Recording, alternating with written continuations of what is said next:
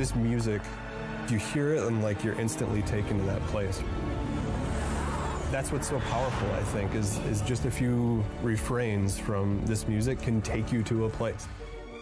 When people talk about StarCraft, it's one of the things that always pops up in conversations, like, oh, I love the music. At one point, we were listening to the remastered audio, and we're like, this is just so good. Like, we need to make this, available outside of the game in a meaningful way. It seemed appropriate to take a classic and put it on vinyl. Not to say that StarCraft by no means outdated, because it's timeless, and maybe that's its timeless quality to put that and stamp it in vinyl, which is itself a timeless medium. I think more than ever, it just seemed like the perfect first step into vinyl. We chose blue because it was just fun. Like, it was different, it was space. There's kind of a blue effect around each of the race heads in the game, so it felt like it matched up with that. I think it's about engaging the fans and giving them what they want, right? I mean, at Blizzard, we're all fans too, so we all want this just as much as the fans do. I think we take that entertainment experiences really seriously, that it's not just the game, right? It's the experience around the game, it's the friendships that we make, it's, in this case, the music as well.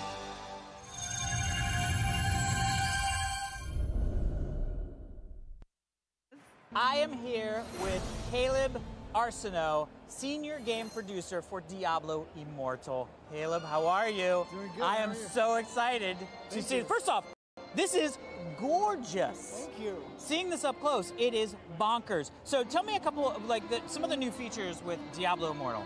Well, I mean, the first thing we have are persistent zones where people are able to just explore and find strangers and, just have those random social encounters that you would expect in an MMO. Yeah, it's crazy when you're actually doing a demo and somebody comes by that's a player and you're like, what are you doing in my game? Oh, right, I'll go follow you. We're going to do this. We're going to make it happen. And all of a sudden you're stronger and friends for life. So, talk to me about the characters. Diablo, all about character. Yep. Who are the characters that we're going to be able to play in this game? So, demo here, we've got 3. Yep. So we have the Barbarian, the Monk, and the Wizard in the demo today at BlizzCon. And then when we launch the game, we're going to have 6 classes. So we're going to add the Crusader, the Demon Hunter, and the Necromancer to that list. Oh my God. Can I see a little bit of the gameplay? Of you want course. to dive in for me? So I'm seeing, you've got a left joystick, a thumbstick, but you can sort of put your thumb anywhere, right? Exactly. It sort of follows your thumb? Anywhere on the left hemisphere of the screen, I can put my thumb. It's amazing. That way it's flexible. So, we plan to, bring this out when players are like, at the DMV, in between breaks, like in their commute on the bus. Like, it has to be adaptable. So I'm going to go through here and I'm going to kill some guys. So let me know, so how do the skills translate onto mobile? Was this a big challenge for you guys? I mean, Diablo is hack and slashy all the way. It is. Actually, mobile we were able to adapt that really well for mobile because you're able to aim the skills really well with one finger. And that's something you haven't been able to do in any of the other versions of Diablo so far.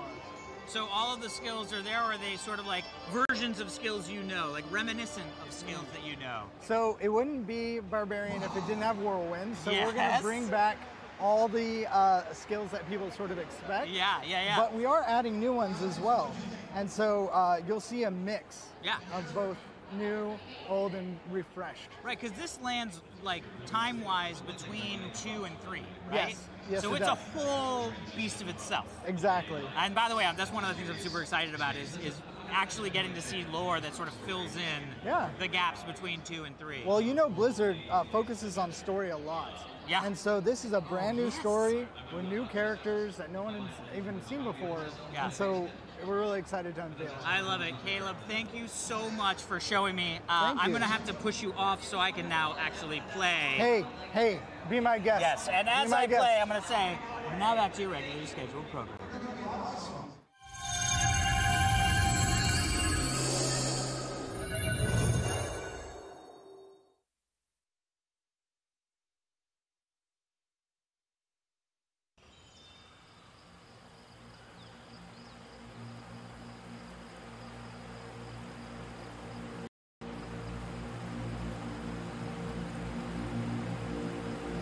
The plushie was one one of the first activations that we did with our Blizzard Philanthropy team, and it was kind of the Kickstarter.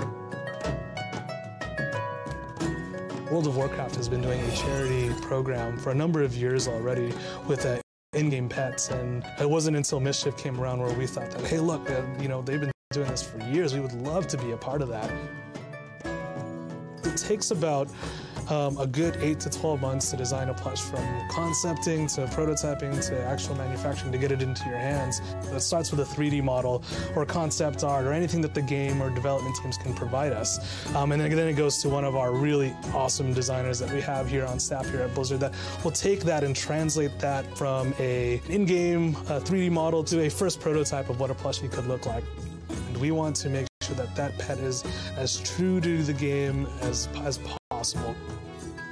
There's nothing more satisfying than being able to not only rally around a great cause, but seeing our community also rally around the same cause, to be able to give back. And I think that we're in a very fortunate position to be able to do that. And we're going to do it in the funnest way possible. And what's more fun than creating a plush pet that we get to sell in our store and our community gets to enjoy and gift, and at the same time helping really an awesome cause or an organization, you know, help them to achieve their goals and helping out, you know, just our community and society in general.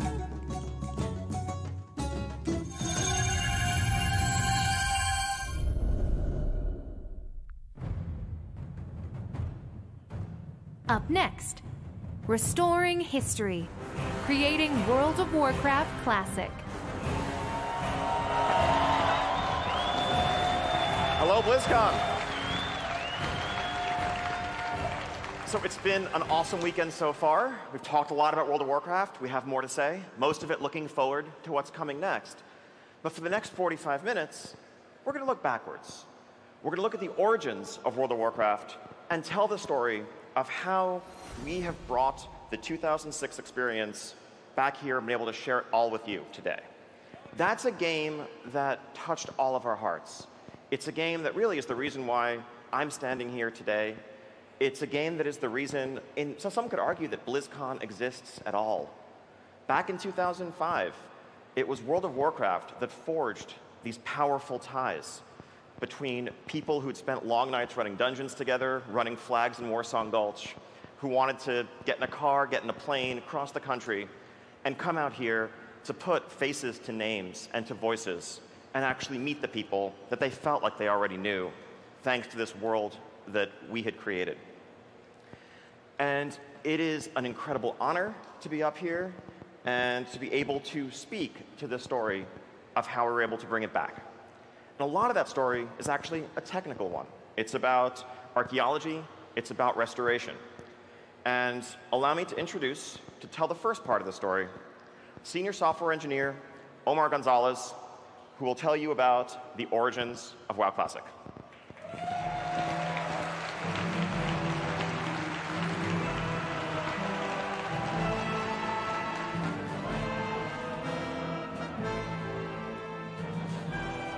Greetings, BlizzCon.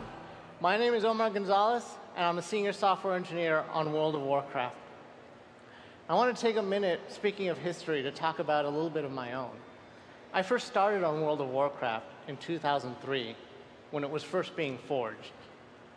It means that I was there before Onyxia took her first deep breath, before Ragnaros was awoken too soon, before there was any kind of conflict in Terranmail and South Shore, before we had even added gnomes to the game.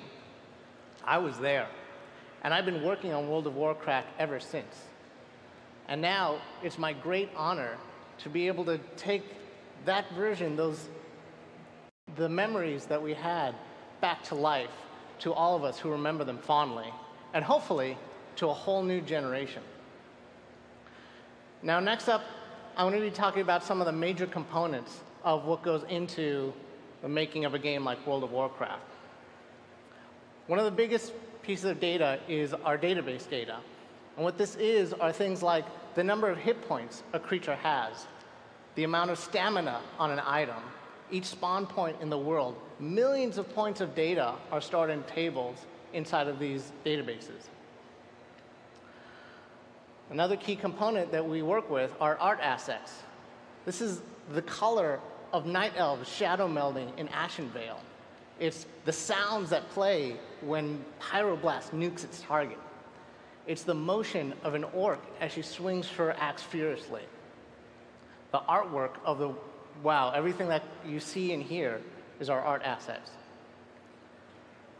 The third major component here is the source code. This is a bit of the glue that binds all of this together. It's the instructions that we give to our computers to let them know what to display on the screens and what to play on the speakers. And for our servers, how to interconnect millions of players all around the world. Now, there's actually many more components and pieces that go into game development, but these are the big three that we're going to cover in this presentation. So looking a little bit more into source code. We had to start to get a handle of what we had to work with. And for source code, we kept track of everything in a repository that keeps track of every change that's ever been made. So here it was simply a matter of going to that repository and asking, what is the first change you know about? How far back does your history go? And it turns out this repository has been tracking changes since 1997. Now, before you go to jumping to any conclusions, this doesn't necessarily mean that World of Warcraft itself has been in development that long, only that it contains some shared and generic bits of code that started the Warcraft lineage. Now, of course, no source code repository would be complete without bugs. We happened to also find the very first bug fix in our repository shortly thereafter. A few people are ahead of me. The joke here is that this little bit of a function claimed it was going to do one thing, but literally did the exact opposite. Very first bug fix in Warcraft's history. Given that we have been tracking every change since 1997, we've had a high degree of confidence in our ability to restore this major component from the original version of World of Warcraft. Next up, I want to talk about how we worked with our database data. Now, to shed a little bit of light, early on, we only had really a simplistic model. There were two versions of the game. There was the version that was live and available to the public, and the next patch that we were working on. Once we were ready to release that patch, we would push it to the live services and make it available to everyone. Now, this had, we would immediately then turn around and start working on the next patch, but we were doing it directly over the previous data. This had the unfortunate side effect of some amount of data loss in some of these earlier patches. We also encountered other problems here in that the team could only ever work on one patch at a time. This was quickly rectified, and we're now able to work on multiple patch schemas at a time. So when going back and looking at our database data, we took our clock, we cracked open this database and said, how far back do you still have data for? Fortunately, we still had patch 112 and slightly before. So this gave us sort of a medium level of confidence in our ability to restore original database data. Next up, I want to talk about art assets. There are many types of art assets. Some of the most familiar are what we call 3D models. And these are comprised of vertices, which are simply points in three-dimensional space, and indices that tell us how to connect these. Also, hopefully familiar, are textures. These are paintings and colors that are drawn on a two-dimensional canvas. We can take these various art assets, and once we start combining them, we're able to see a few familiar faces. Now, with art assets, we store those on some network storage that we have. And so when we went digging, we unfortunately found that we only had a few of the more recent art assets from the more recent expansions. But this project was very important to us, and we went all the way to our data archivists and asked, do you have any old backups of these old network drives? We need them. We desperately want to go back to the original data. Now, this data was actually off-site, and we weren't sure what we were going to find until some of the old backups were restored from very old tape drives. We did receive a backup from 2008, and we thought, well, the date's good, but not exactly what we're looking for. we dug into it a little bit more, and fortunately, we found on that backup a folder labeled Final 112 Data. Yeah, that's right. We found a backup on our backup of a backup. So, now that we have 112 versions of these three major components, our source code, our database data, and our art assets, we're ready to attempt to reconstruct 112 with these pieces. We shoved them all in a blender, and to our amazing delight, we had a version of 112 that we can launch and run internally. We were able to log in. We can create characters.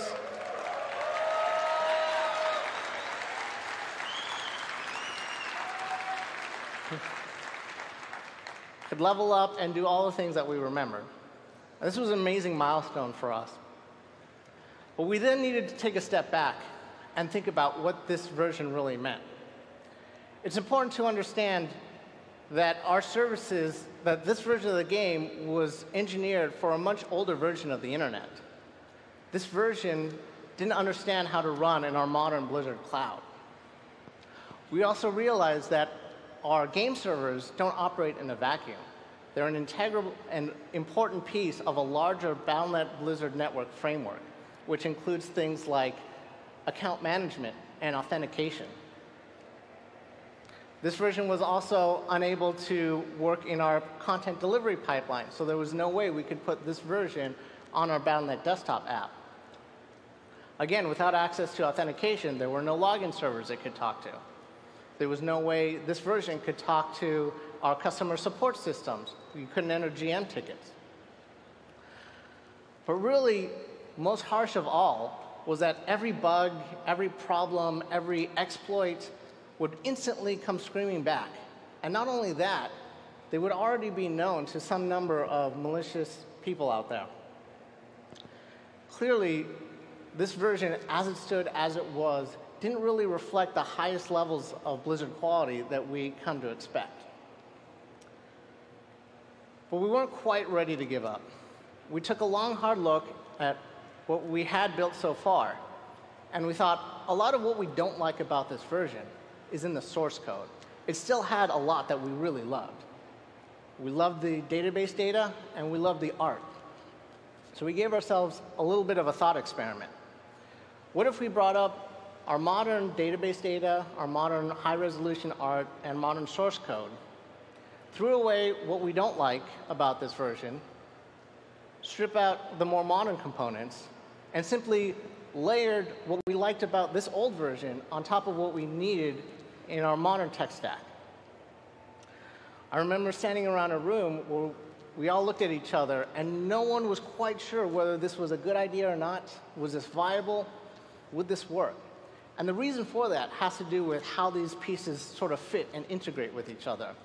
That in these seams and these interconnects, those have also changed and evolved and improved over time. So when we thought about this plan, we realized very quickly and early on that these pieces, they just don't fit. The new source code doesn't know how to load the old data. But again, we all love World of Warcraft. We all love those memories, and we all long to go back to it.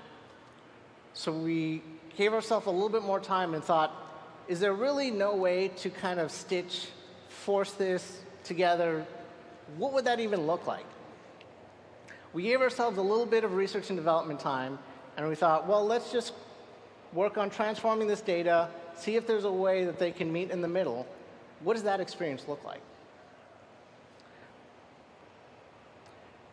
Should be a video clip of that. So here we have a very early prototype. This was effectively a 735 client and server with its database data stripped out and imported from the 112 version of our data. We had a lot of systems that we liked. You could still cast your fireballs, you can kill creatures, the spawns from 112 were there. The drop tables had worked. A lot of the server-side elements were there, which included things like having to learn class abilities, even if you didn't have enough money to buy them at the time. True to form, you might have to leave and come back sometime later once you ground up that little extra copper. Now, of course, this was a very early prototype. We were forcing this data in, and it still obviously wasn't going to work out quite right as is. Had errors, problems, but this is an important piece of research and prototyping. Combat wasn't quite there. We found ourselves stopping to drink way too often. But really, the core of the game was there. You still leveled up. You still bought your spells. You still turned in your quests, and you still leveled up. The core pieces of the World of Warcraft nugget was there, but it was running on our modern infrastructure. This was what really gave us the proof that this was a way forward, that this could actually work. This insane idea would lead us to World of Warcraft Classic. And now, to talk a little bit more about the challenges of going from proof of concept prototype to full-blown production, it's my honor to introduce lead engineer Brian Birmingham.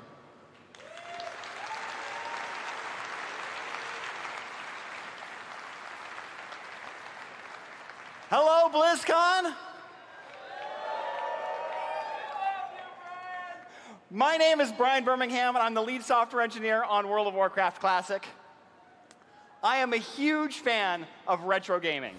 I love to go back and play old games from my past, games that I played growing up, and World of Warcraft is certainly one of them. I've been playing since the beta, and it's just a great game that captured my heart even back then. But when I heard that World of Warcraft team was going to make WoW Classic, I jumped at the opportunity to come back and lead this team. But it's not my first time being on the World of Warcraft team. I first joined Blizzard in 2006, and I was on the World of Warcraft tools team. And at that time, I joined to help ship Naxxramas and to improve the way that we make World of Warcraft. I spent the next 8 years doing that.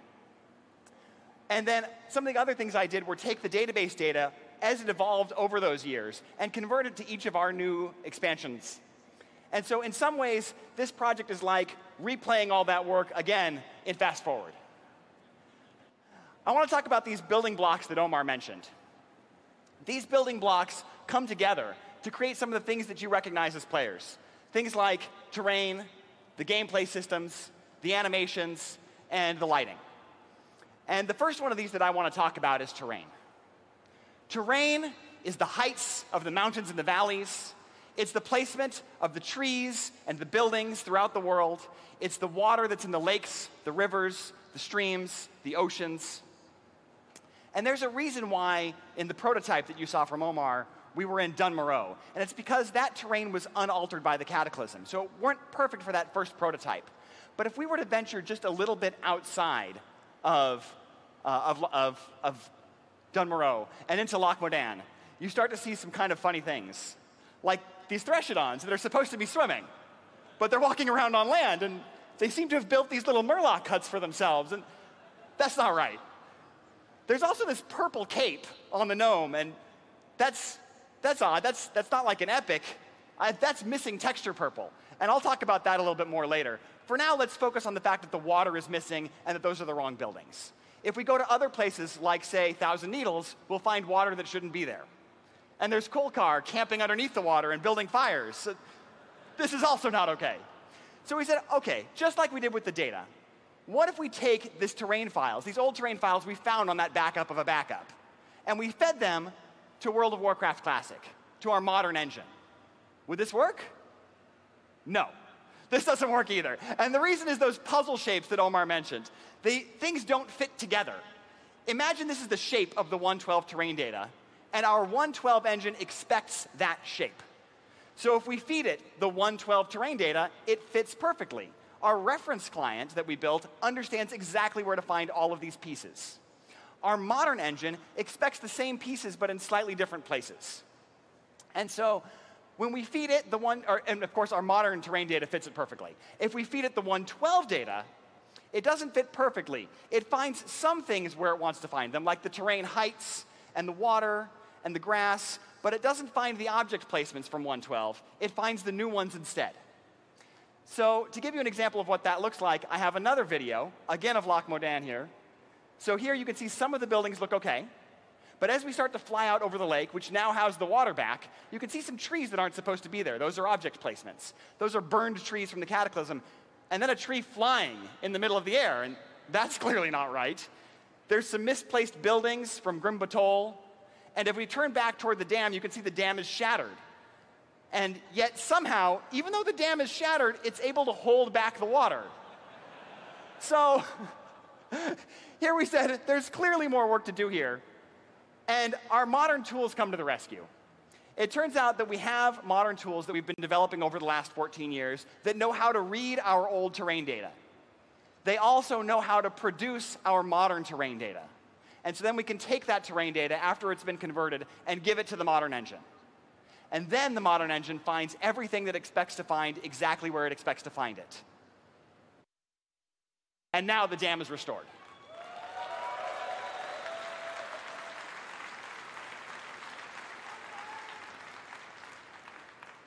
Our tools are really important to this. So we spent some effort on these. We wanted to make sure that our tools could work not only on Battle for Azeroth, but also on WoW Classic at the same time.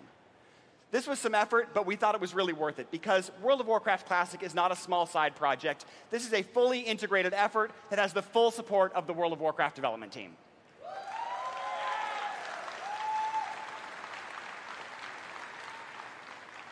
I want to talk to you about some other art assets.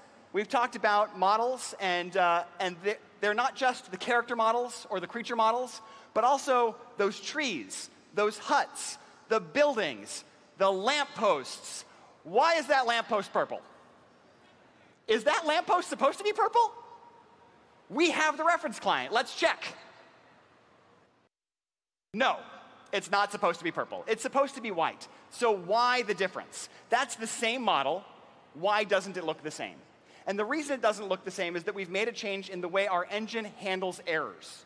In this case, in 1.12, we displayed, when there was a missing thing, a white light. So in the case of the gnome's cape, you remember it was purple. And in the case of this light, this lamppost, it's purple as well. And it's because something's missing. We set up this model, and we told it that it should emit a light, but we didn't say what color it was supposed to be. And our engine in 1.12 said, when I don't know what the color is supposed to be, I display white. And then we don't notice that there's a bug. We never noticed. So in our modern engine, we say, you know what? Let's display purple. Then we will notice. If I see purple, I know I have to do something. I should investigate at least and find out what the problem is. And in this case, we don't want to do what we would do in our modern version of the game. In Battle for Azeroth, if we saw this, we would have an artist come and pick an appropriate color, maybe like a soft yellow, maybe an orange, whatever they wanted for the correct aesthetic. But for us, we have a different goal. We want to recreate it as it was, authentic as it was. So we put it back exactly bright, pure white. And so if you guys check this out in the demo, either on the show floor here or at home, and you go and take a look at this lamppost, you will see that it is white today. But that one's purple. It turns out there are more than one Westfall lamppost model. They look really similar. They even have the same bug. There's two of them. We'll fix this one too, don't worry. We're not done yet. There are other things that weren't able to be solved by just restoring old data. It got us a long way, but there are some things where even when we restore the old data, there is no system that understands it. A great example of that is provided by the Hunter and his class abilities. The Hunter had things that aren't represented in our current engine anymore. Things like pet training, or pet happiness, or pet loyalty, and we needed to bring those back too. We had the data for them, but we needed code that would read that data.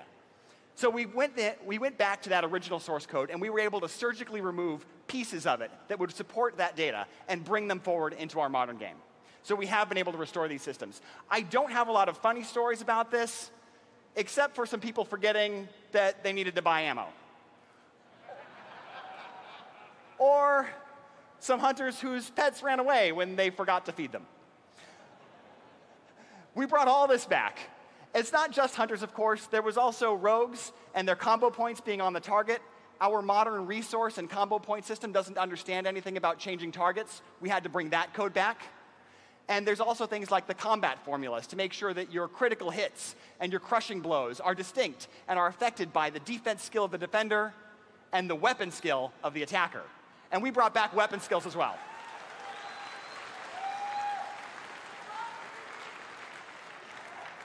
We brought back the code that levels up as you use them more, and the combat formulas that make them affect your chance to get a glancing blow. There were also animations. There's a pretty obvious bug here on this screen. That Plane Strider is dead, but he's standing up. I'm looting him. How am I doing that? I can even skin him.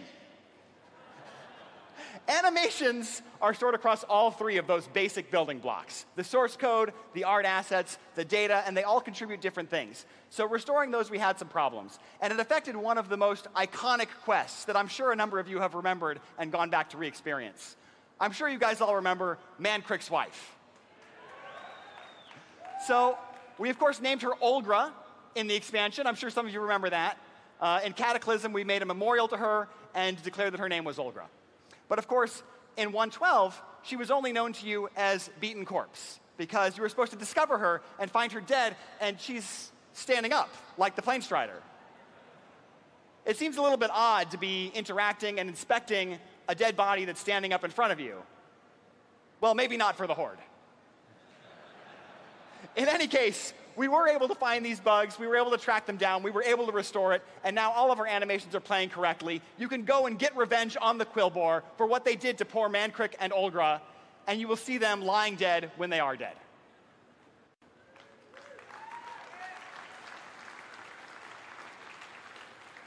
I also want to talk about some of our classic UI screens, like the character customization screen. This is something you see very early in the game that's really near and dear to our hearts. It has great feelings of nostalgia for all of us, and I'm sure for you too. And when we look at the prototype, we had the correct race and class combinations. We got that from the data, but the art is wrong. And so we went and restored that art.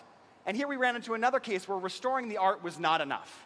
When we look at these two screens, they're a lot closer now, but the reference client seems to have almost a snowy effect, whereas the prototype here, or our work in progress rather, does not.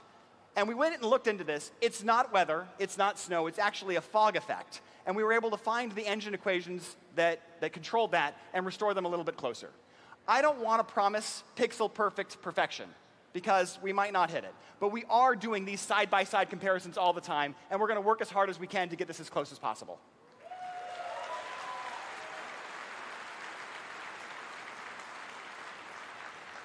On that same subject, I want to talk about Elwynn Forest. Here's an example where we went through at one point in WoW's history and we changed all of the lighting equations, and our environment artists went back and plugged in new data values to control those new equations and make things look correct for that version of the game. And so when we wanted to rewind those changes, the first thing we did was put back the old data, and we got close, but there's still some problems, like this really bright light over here. This doesn't look right. You can also see the shadows are slightly different, the fog is slightly different, but focus on this light for now. That light has a really hard edge. It's really way too bright. And when we dug into this, we found that what was controlling this was the distance fall-off equation. This is an equation that controls how much light is projected onto a texture based on how far away the light is from the thing that it is lighting. And so when we saw that this was different, we dug into it, we found the formula, and we were able to make adjustments in the code to make this look much closer. We fixed the shadows and the fogs a little bit too. So now we're much closer. I imagine at this point, you guys are wondering one of two things. Are you done yet? Or are you sure that it wouldn't have been easier to take that reference client and fix that? And I want to answer that second question first. A common theme in all of the problems and the bugs that we've encountered across this presentation so far is that they are visible. You can't fix what you can't see. So when we see these things, when we look at the modern version of World of Warcraft today, if I go to Battle for Azeroth and I take a look at it, I can see what is different between that and Classic. Like this trainer screen. It works, but it doesn't look right. We fixed it. We can find these things and we can fix them. We can do this over and over again. We can get your help finding them so that we can get this right.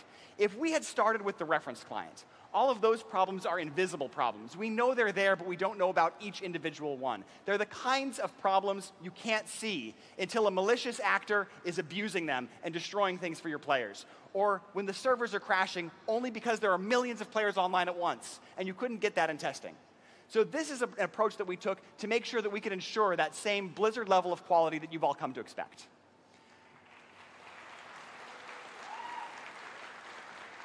As for whether or not we're done, we're not. We clearly have a lot more work to do. Besides things that I've mentioned in this presentation so far, there's capital cities, dungeons and raids, boss abilities. All of our PvP systems are still waiting for us to go take a look at them. And so we have a lot more work to go. And to talk about some of our design philosophies and how those affect the decisions that are coming up ahead, I want to bring back to the stage Game Director Ian Hazzikostas. Thank you, Brian. So working on WoW Classic, basically it's like almost in a consulting capacity. It's been a really fascinating experience as a designer. Because normally, what I do most of the day with Battle for Azeroth is creative work, it's problem solving, it's identifying a hole, figuring out the right puzzle piece that's going to fit that hole perfectly, thinking about things that might cause, and so on and so forth. But in the case of WoW Classic, that work was already done. That work was completed 12 years ago. And so that raises the question of, like, what does design even mean when it comes to this project? Well, as Brian laid out, there are a number of differences, right? There's a countless list of differences between the prototype, the work in progress that we have running, and the original 1.12 client and server structure. It's differences in UI, in code, in systems, in player-facing interface elements, and so forth. And every single one of those represents a decision. Do we maintain the status quo? Do we do work to remove something that was added, to reintroduce something? Or in some cases, do we even re-add certain bugs that were fixed along the way but felt like parts of the experience? And so before we began any of these decisions, we wanted to come up with a framework that would help guide us. And first and foremost, really, is authenticity as our goal. We want to create an experience that feels just like 2006 World of Warcraft. If someone was playing WoW in 2006 and they lay down and took a very, very, very long nap and woke up in 2019 and we sat them in front of WoW Classic, it shouldn't feel like an immediately different experience. You might wonder, like, why is this monitor so thin and all of that? But other than that, it should feel like the game that you know. Second, when it comes to authenticity, that's not just about things like weapon skill and crit and crushing blows and all that. It's also about the community. It's about the social dynamics that are part of what defined WoW Classic. We understand that that is a key part of the experience, and anything that might threaten to undermine those dynamics is something that we need to be very suspect about, and again, use authenticity as our guide. Even if it might seem minor at a glance, those small changes could have large ripple effects that would change the way players related to the world and to each other. Finally, we really had this 1.12 data that we've been able to restore, and we viewed that as almost sacrosanct. That's everything from, the world and the quest lines and the stories to individual player abilities, creature health, tuning, and so forth. There's some changes in code and architecture in the way the client responds to the server and vice versa, that if we let stand using the modern structure, might have caused this data to produce a different result when it comes to things like game balance. And we definitely worried that if we ever felt like the result was different in a way that compelled us to crack this open, it would very much be like opening Pandora's box. Because the second we start to substitute our modern judgment to solve problems from 12 years ago, we are deviating from our goal of a historical recreation of the game as it was and making something different. And that's something we want to avoid.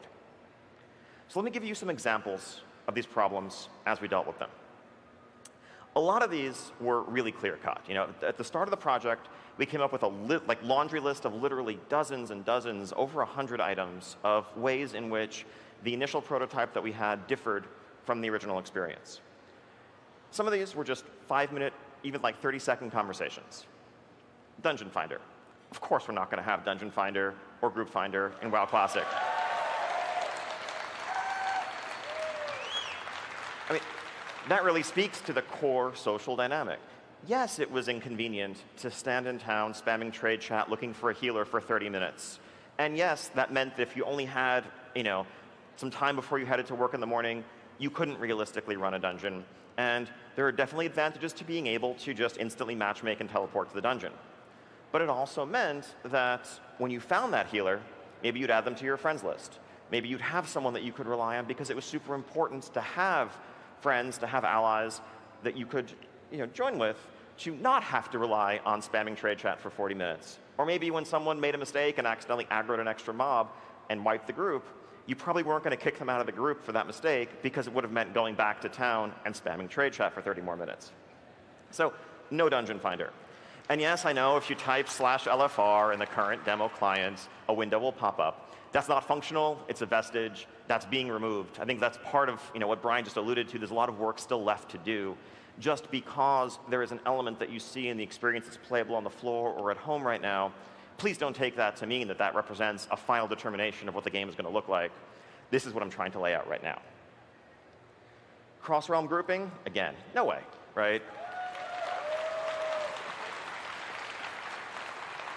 Realm identity, reputation, seeing the same people over and over again, knowing who the best geared warrior on your server is, those are important elements of the classic experience.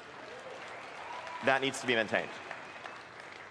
Flying, I'm not even going to dignify that. Let's skip ahead. Achievements. No. Again, achievements weren't even introduced until Wrath of the Lich King. So even if the infrastructure were there to support them code-wise, the data wouldn't be there. But again, this was a seemingly innocuous system, but it layered on an additional set of motivations to a world that didn't necessarily need them in its original form, that had its own goals to pursue. I mean, completionists were definitely a thing back in Classic. It's just you didn't get 10 achievement points for it. You just had the warm, fuzzy feelings and the satisfaction of 999 out of 1,000 exalted down the line and full green bars. And that was really what mattered back then. And another example, unified auction houses. Over the years, Alliance and Horde now share a single auction house no matter where you go. Not in Classic. In Classic, if you want to trade with the Alliance and you're a Horde player, well, head up to Everlook, Booty Bay, Ratchet, Gadget Zan, pay the increased Goblin auction house cut, and maybe you can get your hands on some pet or something that's not readily available to your own faction. But that's part of the feeling of the world as a whole. Again, these were easy decisions. Now, on the other end of the spectrum, there are a number of decisions that we debated about a lot that were much trickier and that in some cases we're still talking about to this day. So first off, the debuff limit. In original World of Warcraft, when the game launched in 2004, you could have 8 debuffs on a mob, and that was it. And then things would start to get pushed off. I feel bad for you if you're a warrior trying to use deep wounds and trying to convince your raid leader that it was the best talent to do good damage. I feel really bad for you if you were a rogue wielding a Barman Shanker. But those were, that was not something that was compatible with keeping key things like Sunder Armor on bosses that you were fighting in dungeons, let alone raids. We raised that debuff limit to 16 in 2005, but that's where it stood all the way until Burning Crusade when it went up to 40, and today it's like 255, effectively uncapped. Well, so what do we do here? Honestly, this was a technical limitation. I don't think this was an example of design values differing. This was just a question of how much memory was being used for each unit in the world and what could the servers handle at the time. It's honestly frankly not great game design to have a game where you have 40-player raids where each member of that raid might apply up to a couple of different debuffs, and they're all fighting the same enemy, and you can only have a total of 16 of them at once with no real control over what gets pushed off. Not great. That said, we are restoring the 16 debuff limit. Now, why are we doing that, you might ask, if it's frankly objectively worse design? That actually implicates the third point on my original philosophy slide, which is we don't want to mess with the 112 data. We don't want to mess with balance. If we change the code in this regard, who's to say what effects that would have on balance in raids and PvP and elsewhere? Maybe suddenly dot classes like Warlocks and others are far more effective than they had been. And we have actually a different outcome, a different metagame than the original Classic experience produced. And that would actually be deviating from authenticity. So this was an area where, even though we feel it's worse and we can articulate arguments for why even the team of 2006 would have raised the limit if they could have technically, we're not going to because it would be inaccurate.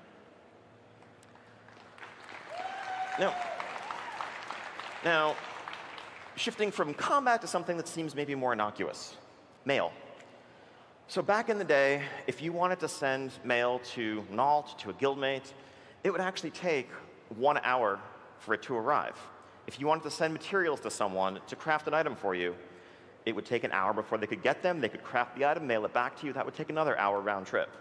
In fact, that made it so that you might actually want to, if you're in Orgrimmar and your guildmates in Booty Bay, go to the Zeppelin Tower, get on the Zeppelin, head out there, hand the items to them directly because it would be faster. Small, subtle thing, but it's something that actually helped reinforce the feeling of a world and navigating the world. And so that's something that we are restoring. We are removing instant mail, and it's going to go back to how it was. Now, on the other end of the spectrum, something that's not necessarily going to be the same. So user interface-wise, back then, it was not as easy to manipulate the user interface in terms of attaching items, or today you can shift right-click to just directly take something out and put it in your bags. Honestly, it doesn't make sense to do work to remove pure UI conveniences that have no impact on gameplay, no impact on social mechanics, and the sorts of things that an add-on could easily reproduce. So yes, there'll be slight differences in that you can take mail out of your mailbox a bit faster. We think that's OK. Apologies if anyone disagrees. Another example, loot trading. So this was a system added in Wrath of the Lich King, where if you've looted an item from a dungeon or raid boss, there's a 2-hour window where you can give it to someone else, even though it's bind on pickup, who also participated in the boss kill. Now, this was added to solve a common problem that existed back in Classic, where if you accidentally looted an item, someone else in the raid was meant to get it, or maybe it was master looted to the wrong person, you could open a customer support ticket, contact the GM, and say, I didn't mean to loot this, I would like to give it to so-and-so. And it might actually take a 4 or 5 day turnaround time, but CS would generally help you out with that problem and transfer the item. This is a case where we're keeping loot trading in because the end result is the same. We're just saving you a 4 or 5 day wait, or thankfully a shorter wait these days given our support turnaround, but we're also freeing customer support bandwidth to focus on other player issues. The actual result is not the same. And apologies if you were planning on using the ninja looting excuse of like, I totally didn't mean to click it. I guess I just have to equip it now.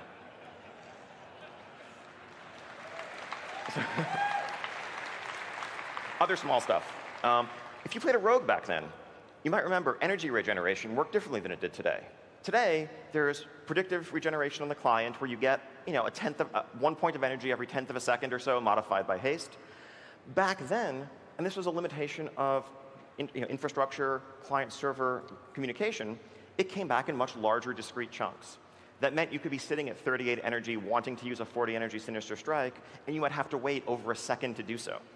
Again, not the product of an active design desire, but just a technical limitation that no longer exists today. But because this impacts things like the pacing and flow and feel of playing a rogue, or some PvP implications for pooling for burst, we are restoring the old energy regeneration.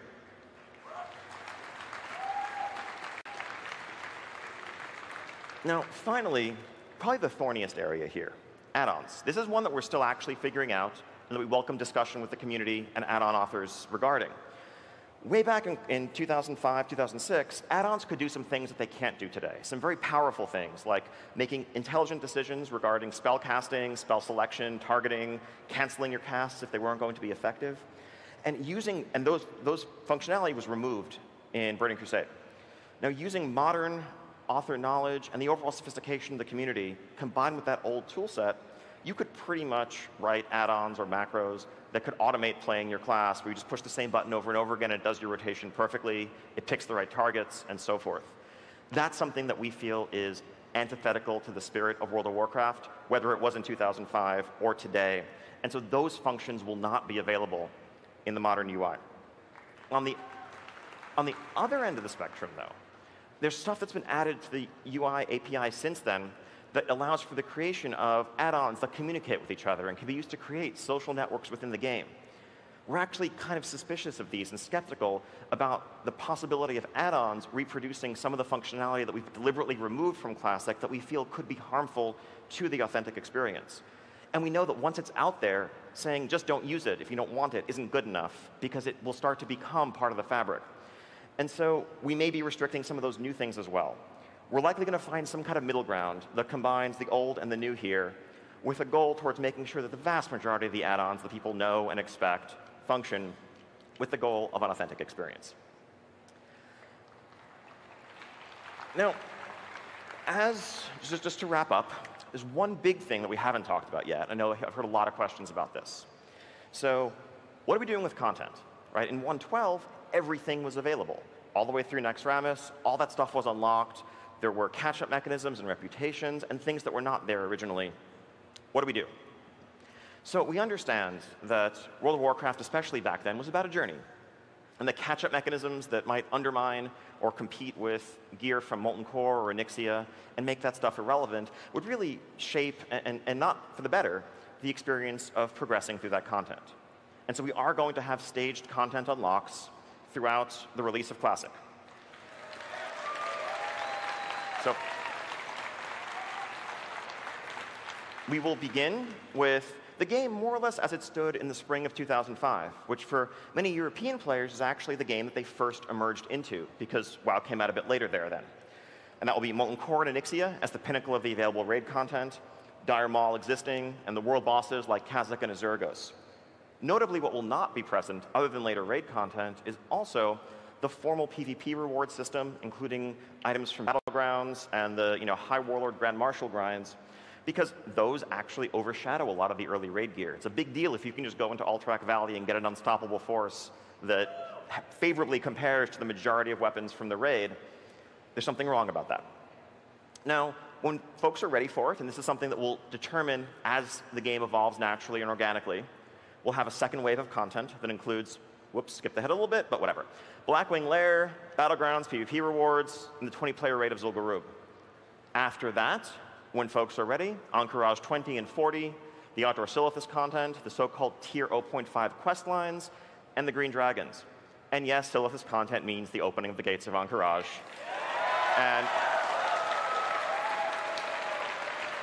as we see the race to become the new round of Scarab Lords unfold. And then finally, Naxxramas and the accompanying content. Again, exact timing of this to be discussed further, and I'm sure there's stuff that we're not accounting for that we've forgotten. Look forward to a dialogue with the community in the coming months to figure out exactly which bucket things should fall into and how this will all work out. So there we have it. That's where we stand today. Thank you so much for joining us for this look back and this look ahead to what remains between now and next summer. We can't wait to get back to the office after BlizzCon, listen to feedback from everyone playing the demo, and do everything in our power to get this wrapped up and into your hands as soon as possible. And we can't wait to join you in pre-Cataclysm Azeroth next summer. Thank you.